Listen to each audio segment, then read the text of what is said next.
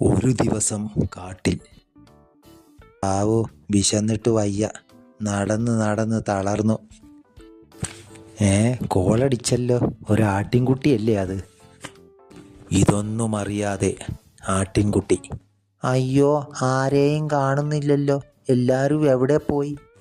പെട്ടെന്ന് കെട്ടിപ്പോയി. അനങ്ങാതെ നിൽക്ക, ഓടുന്നത് ബുദ്ധിയല്ല. ചെന്നായ അടുത്തെത്തിയപ്പോൾ, സുഹൃത്തെ, താങ്കൾക്ക് നന്ദി പറയാൻ യജമാനൻ അയച്ചതാണ് എന്നെ. നന്ദി പറയാനോ? എന്തിന്? മറ്റ് ചെന്നായ്ക്കളെ പോലെ ആടുകളെ ഉപദ്രവിക്കുന്ന ശീലം അങ്ങേക്കില്ലെന്നാണ് യജമാനൻ പറഞ്ഞത്. അതിനുള്ള പ്രതിഫലമായി താങ്കൾക്ക് ഭക്ഷണമായി യജമാനൻ അയച്ചതാണ് എന്നെ. തേടിയ പള്ളി കാലിൽ ചുറ്റി.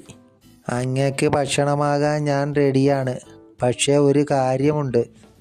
എന്താ കാര്യം?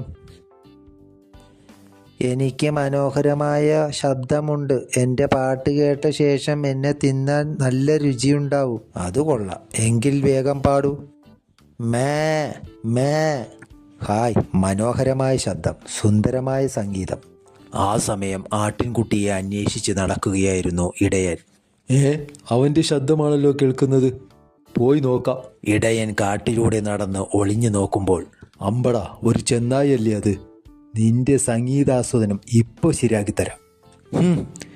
എൻ്റെ ആട്ടിൻകുട്ടിയെ ശാപ്പിടാനാണോ ഭാവം? അമ്മ! ഇടയൻ്റെ കുറുവടിക്കുള്ള അടികിട്ടിയ കുറുക്കൻ പറപറ പാഞ്ഞു. ഹാവു, ഒരുവിധം പാടി രക്ഷപ്പെട്ടു.